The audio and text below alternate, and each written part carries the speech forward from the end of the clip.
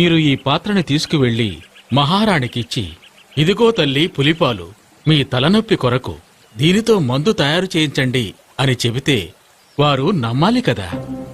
కనుక నేను మీతో వచ్చేదను. నా పైన మీరు కూర్చోండి. మనం రాజసభలోకి వెళితే మీరు తీసుకుని వచ్చింది పులిపాలేనని నిరూపితమవుతుంది.